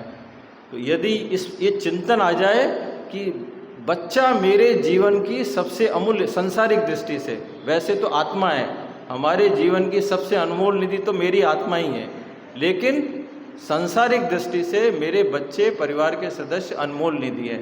तो उनके निर्माण के लिए यदि पर्याप्त समय लगे तो उनका अच्छा निर्माण हो सकता है। इसके साथ ध्यान और कायोत्सर्ग सुबह रात को ये करने के बाद एक आदत डाल लें। हम बच्चे को जब प्रणाम करता है तो बोलते हैं चिरंजीव भवै। चिरंजीव तो होगा नहीं, वो आपके कहने से तो होगा नहीं, जितना आयुष्य है उतना ही जिएगा। सुखी भवै, सुखी भी नहीं होगा, वो अपने संस्कारों से, अपनी आदतों से सुखी होगा। आपके कहने से थोड़ी सुखी हो जाएगा। आपका मोह बोलता है कि मेरा बच्चा सुखी हो, चिरंजीव हो। इसकी जगह आप उसको बोलो अच्छा इंसान बन, सफल बन, सेवा कर, अरहम बन। यदि ये बात बोलेंगे तो क्या होगा? रोज प्रणाम करता है तो रोज ये बात जाएगी। हफ्ते में करता है तो हफ्ते में ये बात सुनाई देगी कानों में उसके कि मुझे अच्छा इंसान बनना है, सफल बनना है, सेवा करनी है, अरहम बनना है। ये बात जब बार बार जाएगी तो उसके मन में ये बात रिपीट होगी बार बार कि भाई मेरे माता पिता चाहते हैं कि मैं अच्छा इंसान बनूं। अच्छा इंसान बनता है तो डॉक्टर बन के अच्छा डॉक्टर बनता है। अच्छा इंसान सीए बनता है तो अच्छा सीए बनता है। इंजीनियर बनता है तो अच्छा ही, मतलब जीवन में जो कुछ भी बनेगा वो क्या बनेगा? अच्छा बनेगा। लोग उसको प्रेम करेंगे, उसका आदर करेंगे, रेस्पेक्ट करेंगे। अब मुनिश्री बहुत अच्छे हैं तो आपको क्या लगता है? श्रद्धा बढ़ जाती है, बहुत बढ़ जाती है कि मुनिश्री बहुत अच्छे हैं, मुनिश्री बहुत अच्छे हैं। तो अच्छे के प्रति आदर, सत्कार, विनय, सम्मान जो कुछ भी होता है अच्छे के प्रति होता है, बुरे के प्रति नहीं होता है। बुरे से हमारा द्वेष नहीं है, लेकिन सम्मान जो मिलना चाहिए वो अच्छे को ही मिलता है। तो अच्छा इंसान बनाने का निरंतर उसको हम प्रेरणा देते रहें, अफर्मेशन देते रहें। अच्छे संस्कार की आदत डालें, बच्चे की आदतें बना लें कि सुबह उठते ही उसको नमस्कार मंत्र करना है, समय से ब्रश करना है। मतलब कुछ आदतें जीवन की ऐसी मतलब ज़रूरी आदतें हैं, वो माँ बाप बचपन से ही डाल दें तो बच्चा बचपन से ही डिसिप्लिन्ड हो जाता है। हम उसके खाने के पीछे उसके भागते रहते हैं, और कई बार तो मैंने माँओं को देखा है कि बच्चा नहीं खाता तो 2-4 चांटे भी लगा देती है। मोह, इतना गहरा मोह कि मेरा बच्चा नहीं खाएगा तो कमज़ोर हो जाएगा। पता नहीं कितना मोह है, पीछे लगी रहती है। दुनिया में कोई भी व्यक्ति भूखा तो रह ही नहीं सकता, भूखा रहता भी नहीं है। भूख होते ही तो मांग लेता है। पहले के ज़माने में बच्चे भूख लगते थे, माँ को पकड़ते थे, माँ भूख लगी, माँ भूख लगी, तब उनको देती थी, भागती नहीं थी पीछे। अब पता नहीं एक एक बच्चे होते हैं, पूरे दिन माँ का यही काम है बच्चों के पीछे भागना, नए नए कपड़े पहनाना, खिलाने के पीछे भागना।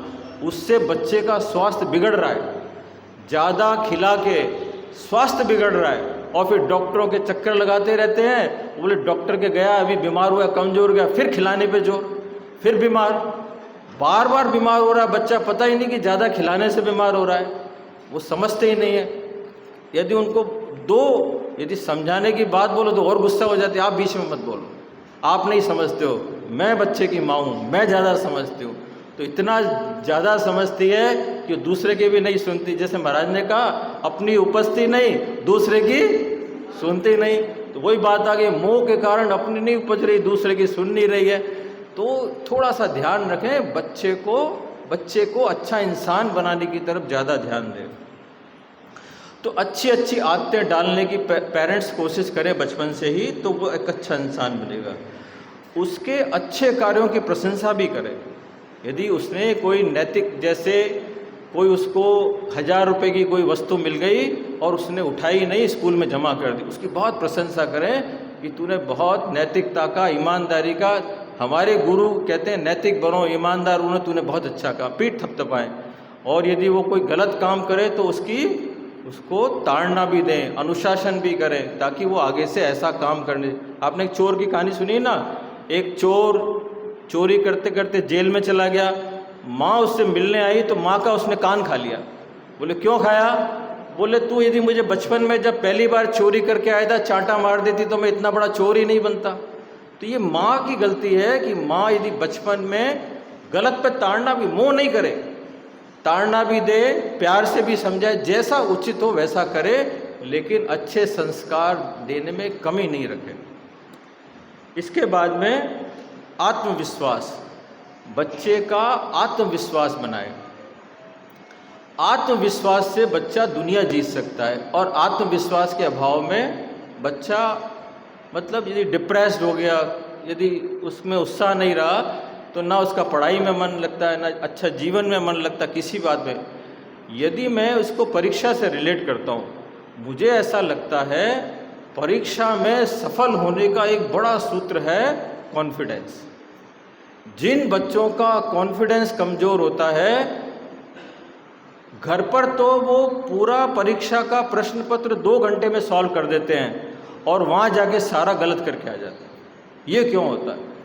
ये होता है घबराहट। जिन बच्चों में आत्मविश्वास की कमी होती है और स्ट्रेस की पोजीशन में, घबराहट में चले जाते हैं, वो सारा घबराहट की स्थिति में सारा दिमाग ब्लैंक हो जाता है, और ब्लैंक स्थिति में उल्टा पुल्टा आंसर लिख कर आते हैं। और ये हमने देखा है, जैसे सीए की परीक्षा, जैसे मैंने भी सीए की परीक्षा दी, मेरी 2 बेटियां भी सीए हैं, तो मैंने देखा है कि सीए में कोई भी पहले जो कभी नहीं आया था वो आता है। आता तो बहुत कठिन नहीं है, लेकिन आता बिल्कुल नया प्रश्न है, ताकि दिमाग शांत होगा तो वो हो जाएगा, दिमाग अशांत है तो वो पढ़ा हुआ नहीं आता, एकदम नई बात आती है कुछ, जैसे ताकि बच्चे का दिमाग शांत हो, तेज हो, तो वो उस प्रश्न का समाधान कर सकता है। तो जो बच्चे परीक्षा के समय घबराहट हो जाती है, आपने देखा घबराहट के समय कुछ सूझता नहीं है, मस्तिष्क ब्लैंक हो जाता है, पुरानी पढ़ी बातें भी क्या हो जाती हैं, विस्मृति में चली जाती हैं। तो ऐसी स्थिति में बच्चा जानता है, लेकिन वो उसके सामने चेतन मन तक आ नहीं पाता, तो वो लिख नहीं पाता और वो परीक्षा में बार बार फेल होता है। तो यदि ये बच्चे को अब इसके लिए करें क्या, इसके लिए क्या करें ताकि वो स्ट्रेस फ्री रहे। एक तो 2-3 बातों का ध्यान रखना है ताकि बच्चा स्ट्रेस फ्री रह सकता है। एक तो बच्चा हम जानते हैं कि बहुत जब बड़ी बड़ी पढ़ाई करते हैं, प्रोफेशनल पढ़ाई करते हैं, तो उनको 12-12, 14-14 घंटे पढ़ना पड़ता है। शुरुआत से मैं शुरू करता हूँ। एक तो बच्चे को नियमित रूप से पढ़ना चाहिए। जो बच्चा प्रतिदिन 2 घंटे पढ़ता है, एग्ज़ाम के समय में उसे 14 घंटा पढ़ने की ज़रूरत ही नहीं पड़ती। उसका सारा कोर्स तो पहले से किया हुआ है। यदि वो 7-8 घंटे भी पढ़ लेता है, पूरी नींद भी लेता है, तो रिलैक्स रहकर एग्ज़ाम में भी सफल हो सकता है। जो बच्चे पूरे साल तो लापरवाह हैं, माँ बाप उनको अलर्ट भी नहीं कर रहे हैं, वो स्वयं भी लापरवाह है, एग्ज़ाम से 1-1.5 महीने पहले भार लेकर, अपने सिर पर भार लेकर पढ़ाई शुरू करता है, और पढ़ाई करते करते इतना स्ट्रेस हो जाता है। अब मैं 2-3 घटनाएं बताऊंगा तो आपको पता चलेगा कि क्या स्थिति होती है। मेरी बड़ी बेटी ने सीए का एग्ज़ाम दिया। अब सीए में किताबें इतनी होती कि शायद खुद के वज़न से ज़्यादा किताबें होती, इतना वज़न, किताबों का वज़न।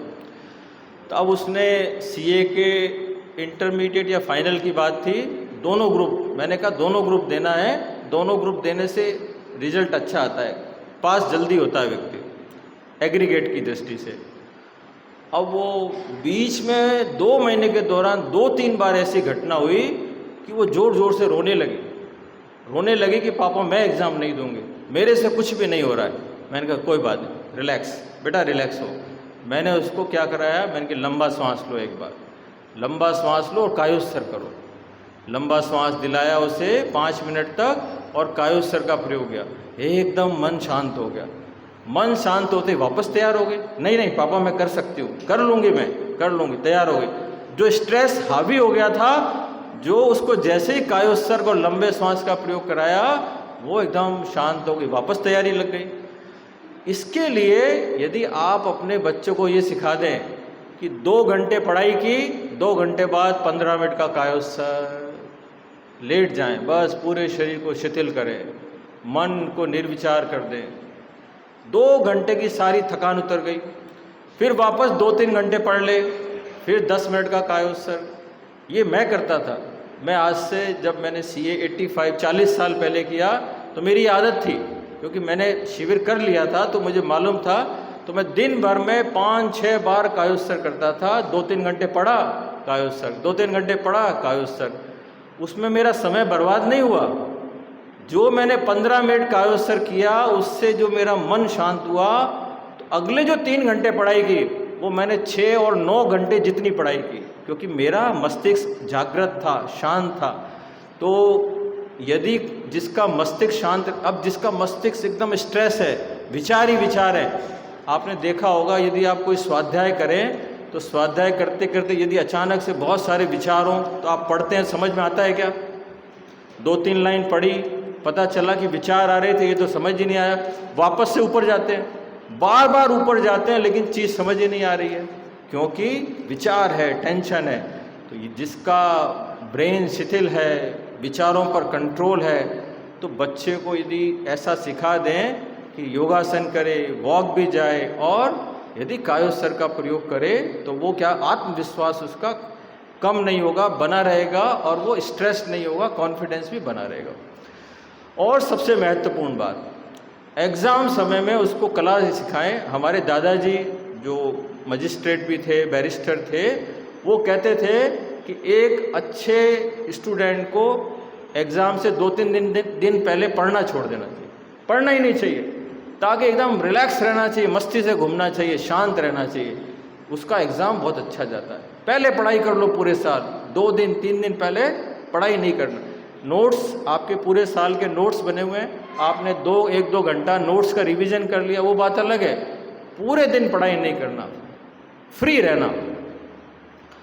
फिर भी यदि बच्चा इतना ना भी करे तो क्या करे, एग्ज़ाम के दिनों में ज़्यादा स्ट्रेस नहीं दे। जैसे मुनीषी ने फरमाया कि नींद पूरी ले, पूरी तो नींद ले, फ्रेश होकर उठे, सुबह सुबह आधा घंटा नोट्स का रिवीजन, जो मुख्य नोट्स बनाए हैं स्टूडेंट को करना चाहिए कि सारी किताब को 20-30 पेज में नोट्स बना ले, मुख्य मुख्य पॉइंट बना ले, कि केवल 20-30 पेज पढ़े आधा घंटे में, पूरी किताब का रिवीजन हो गया। जो 500 पेज की किताब थी वो 20 पेज में आ गई।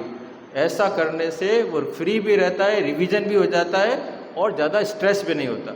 अब सबसे महत्वपूर्ण बात है कि एग्ज़ाम के समय स्ट्रेस कैसे रहे।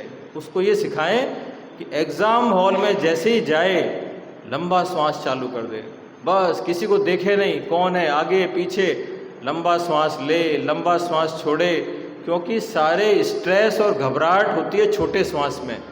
जब उसका लंबा लंबा श्वास आएगा, लंबा लंबा श्वास जाएगा, तो परीक्षा का पत्र जब पेपर आएगा तो भी उसका घबराहट नहीं होगी, मन शांत रहेगा। और मन शांत रहेगा तो उसकी बात सारी समझ में आ जाएगी, क्या पूछा गया है और क्या उत्तर देना है।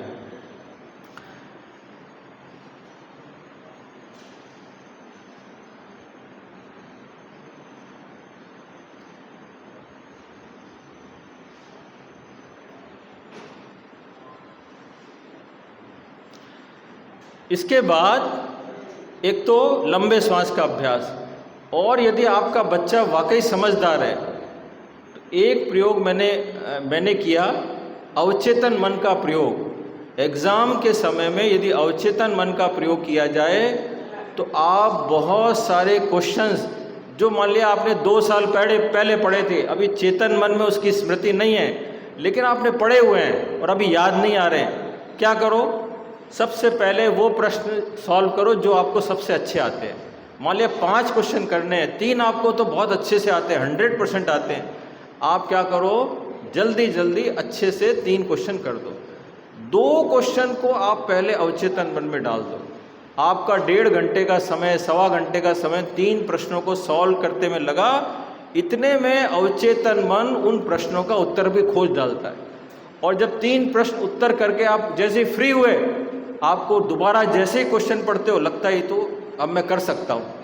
शुरू में नहीं कर सकता था, लेकिन अब कर सकता हूँ, क्योंकि आप में यदि ये कला है, शांत है, तो आप अपने 5 क्वेश्चन को पढ़कर भीतर डाल दें। जो अच्छे से आ रहे हैं, चेतन मन अभी जागृत है, स्वीकृति दे रहा है, ये हो सकता है, कर दो। बाकी 2 क्वेश्चन को आपने भीतर डाला और जैसे ही 3 क्वेश्चन पूरे हुए, बाकी के 2 क्वेश्चन भी आप काफ़ी मात्रा में अच्छे से कर पाएंगे। तो ये भी सफलता का सूत्र है।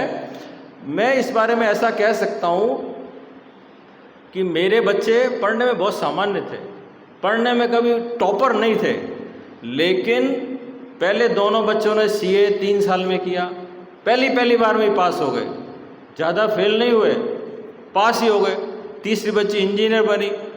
तो सामान्य बच्चे होकर भी उन्होंने सफलता इसलिए प्राप्त की ताकि उनको ये सारी बातें, गुरुदेव के द्वारा बताई हुई बातें, कायोत्सर्ग, लंबा श्वास, महाप्राण ध्वनि, ये उसने जीवन में अपनाई, तो बच्चे, सामान्य बच्चे भी समय से पास हो गए।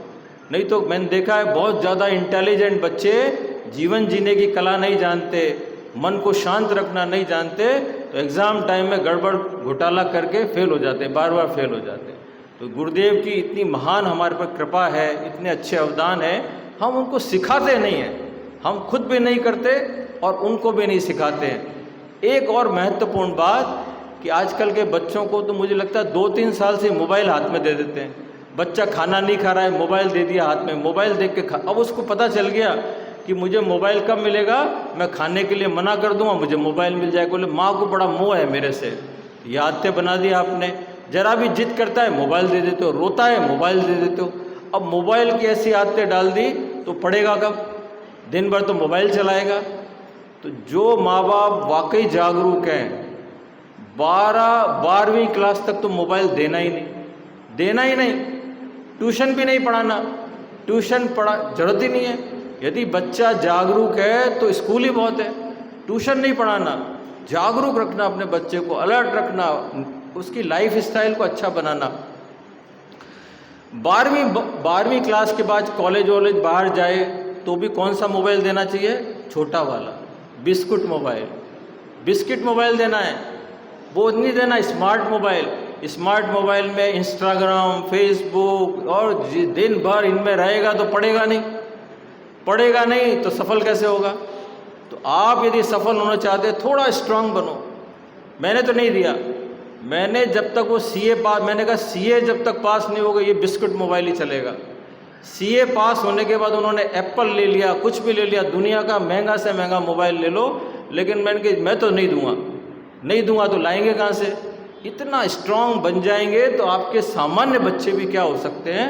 सफल बन सकते हैं। थोड़ा ये पेरेंटिंग की कला जो गुरुदेव ने हमको कितना बार बार सिखाते हैं, हम सीखते नहीं हैं, करते नहीं हैं, तो हम अब क्या करें? और मुझे ऐसा लगता है इस दुनिया में तेरापंथी जितना भाग्यवान है तो कोई भाग्यवान नहीं है, क्योंकि इतने महान गुरु, इतना ऊंचा दर्शन, लेकिन सुनते नहीं हैं, गुरु की सुनते नहीं हैं, अपनी उपस्थिति नहीं है, तो फिर करेंगे क्या? यदि नहीं करेंगे, गुरु के आगे जब जाएंगे, भक्ति में लाइन लगा देंगे, लाइन तोड़कर भी उनके चरण स्पर्श करेंगे, लेकिन उनकी बात अपने जीवन में अपनाने की बात आएगी तो पीछे हट जाएंगे। मुझे तो लगता है कि हम चाहे चरण स्पर्श कर पाएँ नहीं कर पाएँ, दूर से ही वंदना कर लें, लेकिन गुरु की हर बात को जीवन में अपना लें, क्योंकि गुरु की हर बात हमारे जीवन का कल्याण करने वाली है। यदि ये चेतना जग जाए तो हमारा कल्याण निश्चित रूप से हो सकता है। अब स्मृति के लिए मुनिश्री ने बताया 2 प्रयोग हैं जो बहुत अच्छे प्रयोग हैं। एक तो महाप्राण ध्वनि। महाप्राण ध्वनि का यदि प्रयोग किया जाए 10-15 मिनट रोज, तो बच्चा, मैंने उदाहरण कई बार दिया, अपनी बच्ची का ही दिया और बच्चों का भी दिया है कि मेरी बच्ची भी 25वें नंबर पे थी क्लास में, वो 1.5 साल में फर्स्ट नंबर पे आ गई क्लास में, केवल महाप्राण ध्वनि से। तो 25 से फर्स्ट में 1.5 साल में आना केवल महाप्राण ध्वनि के द्वारा आई। और दूसरा जो प्रयोग है, ज्ञान केंद्र पर यदि पीले रंग का ध्यान, ये कठिन है, ज्ञान केंद्र पकड़ना, पीला रंग का ध्यान करना भी कठिन है, तो महाप्राण ध्वनि का अभ्यास बहुत सरल है। बस बच्चे को आपको 2-3 महीने साथ बैठना पड़ेगा, आपका भी महाप्राण ध्वनि हो जाएगी, आपकी भी स्मरण शक्ति बढ़ जाएगी, एकाग्रता बढ़ जाएगी, श्वास लंबा हो जाएगा, बहुत सारे, क्योंकि हमारे न्यूरॉन्स से हमारी मेमोरी, न्यूरॉन्स में है मेमोरी। जब हम ध्वनि करते हैं तो जब हमारी न्यूरॉन सक्रिय होते हैं तो हमारी मेमोरी पावर क्या हो जाती है, धीरे धीरे बढ़ने लगती है, समझने की शक्ति बढ़ जाती है, एकाग्रता बढ़ जाती है और हम अपने जीवन में सफल हो सकते हैं। तो महाप्राण ध्वनि और ज्ञान केंद्र पर पीले रंग का यदि ध्यान करते हैं तो इस स्मरण शक्ति और समझने की शक्ति भी बढ़ सकती है बहुत। अभी केसी जैन मिले, जो अध्यात्म साधना केंद्र में परीक्षा ध्यान का काम करते हैं, बोले भूलने की आदत हो गई थी, चीज़ें भूल जाता था, और 65 साल की उम्र में बोले बुढ़ापा आ गया, भूलने की आदत। बोले 10 मिनट महाप्राण ध्वनि चालू की तो मेरी भूलने की आदत खत्म हो गई। तो उनका भी अनुभव, उनका नहीं, सबका अनुभव है, जो भी करेगा उसको तुरंत लाभ दिखाई देगा। तो ये प्रयोग करके भी हम अपनी स्मरण शक्ति को अच्छी बना सकते हैं। समय प्रबंधन मैंने बताया कि आप अपने बच्चे को समय प्रबंधन दिखाएं, एग्ज़ाम के अंतिम दिनों में पढ़ाई करने की प्रेरणा ना दें, उसको क्या कहें, पूरे साल पढ़े, पूरे साल 2 घंटा पढ़ने वाले को अंतिम समय में स्ट्रेस नहीं होता। यदि आपको कोई भी बड़ा काम करना है, एंड टाइम पर करेंगे तो क्या हो जाएगा, लोड आ जाएगा, स्ट्रेस हो जाएगा, घबराहट हो सकती है। लेकिन यदि आप धीरे धीरे समय से सारा कार्य पूरा करके रखेंगे तो क्या होगा, शादी का माहौल हो चाहे और बड़ा काम हो, यदि जो व्यक्ति समय से करके सारा काम रखता है तो ऐन मौके पर एकदम शांत रहता है, प्रसन्न रहता है, लोगों से मिलजुल पाता है।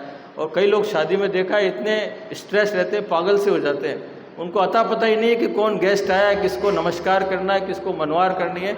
तो उनकी शादी 10 करोड़ खर्च किए फीकी हो गई। एक आदमी ने क्या किया, पहले से सारी व्यवस्था की हुई थी और उसने आप भगत बहुत अच्छे से की, छोटे से खर्च में भी उसकी वाह वाह हो गई। तो आप कितने सजग हैं, कितने स्ट्रेस फ्री हैं, उससे आपकी सफलता आप पर निर्भर है। और नोट्स बनाएं, पॉजिटिव एटीट्यूड रखें, खान पान का ध्यान रखें। खान पान का विशेष ध्यान इसलिए रखना जरूरी है कि जैसे क्या है, यदि माँ किटी विटी में बहुत व्यस्त है, बाहर जाने में व्यस्त है, बच्चे को भूख लगी, उसने क्या किया, फ्रिज से ब्रेड निकाली, ब्रेड में मक्खन लगाया, जैम लगाया, दे दिए, दोबारा मांगा, वापस ब्रेड लगा के दे दी। मैं बेंगलोर शिविर में गया तो बोले कि मेरे बच्चे के आंत का ऑपरेशन हुआ है अभी, बड़ी आंत को चीर कर उससे मल निकाला। क्यों हुआ ये? तो बोला बच्चे को जब भी मांगता था मैं ब्रेड खिला देती थी, दिन में 2-3 बार वो मांगता, पढ़ते पढ़ते मैं ब्रेड खिला देती। तो बच्चे के मैदा पेट में जम गया, उसका इतनी छोटी उम्र में ऑपरेशन करना पड़ा। तो कई बार हम भी ये गलती कर देते हैं, पिज़्ज़ा दे देते हैं, बोले मैगी बना ले, ब्रेड दे दी। बच्चे को हम जानते हैं कौन सा आहार उचित है, क्योंकि एक बार एक घटना है आचार्य कालेकर की। आचार्य तुलसी कालेकर जी के घर पर गए तो आचार्य महाप्रज्ञ जी ने देखा कि उनका खाना बहुत सात्विक भोजन है, दाल, 2 फुलके और सब्जी, केवल इतना ही। बोले आप इतने बड़े राइटर हो और इतना सादा खाना खाते हो? बोले मैं अभी एक पुस्तक लिख रहा हूँ। बोले मैं एक बहुत ही कोई रिसर्च का बड़ा काम कर रहा हूँ, और रिसर्च का बड़ा काम करते समय यदि मैं ज़्यादा खाऊंगा, गरिष्ठ खाऊंगा, तो मेरी सारी एनर्जी कहाँ जाएगी? पेट पर चली जाएगी, दिमाग में एनर्जी मिलेगी नहीं, तो मेरा रिसर्च वर्क होगा नहीं। तो बोले कि रिसर्च वर्क यदि किसी को करना है, पढ़ाई का काम करना है, बड़ा काम करना है, तो उसको कैसा रहना चाहिए? सात्विक भोजन कराएं जो पच जाए और एनर्जी दिमाग में ज़्यादा रहे, पेट में नहीं लगे, तो फिर बच्चा स्वस्थ भी रहेगा और जो पढ़ेगा उसकी समझ में भी आएगा। और उसको आप यदि लाड लडाएंगे, आइसक्रीम खिलाएंगे, ठंडा खिलाएंगे, कोल्ड ड्रिंक पिलाएंगे, तो क्या हो जाएगा? पेट में कब्ज हो जाएगी, गैस बन जाएगी और ठंडी चीज़ों से स्मरण शक्ति भी कमज़ोर हो जाएगी। तो जागरूक रखें कि क्या खिलाने से तो दिमाग अच्छा रहेगा, पढ़ाई अच्छी होगी, क्या खिलाने से नहीं होगा। तो बातें तो बहुत सारी है, लेकिन अपनी समय की सीमा है, तो मैंने अपनी बात को रख दी है। कोई प्रश्न है तो प्रश्न पूछ सकते हैं, मुनिश्री भी यहीं विराजे हुए हैं, तो कोई प्रश्न है तो प्रश्न पूछ सकते हैं। और प्रयोग कराने का तो भी समय आप जानते ही हैं कि कायोत्सर्ग का प्रयोग भी जानते हैं, महापुराण ध्वनि का भी जानते हैं, और लंबा श्वास लेने का, और ये समय नहीं है अभी प्रयोग कराने का, तो ये आप सीख सकते हैं। हमारे ट्रेनर यहाँ बहुत सारे हैं, आप महिला मंडल चाहेंगे तो आपको हफ्ते भर के लिए, 2 हफ्ते के लिए हम ट्रेनर प्रोवाइड कर देंगे। तो ये सिखाने वाली बातें हमारे ट्रेनर कर सकते हैं यहाँ पर। ओम राम।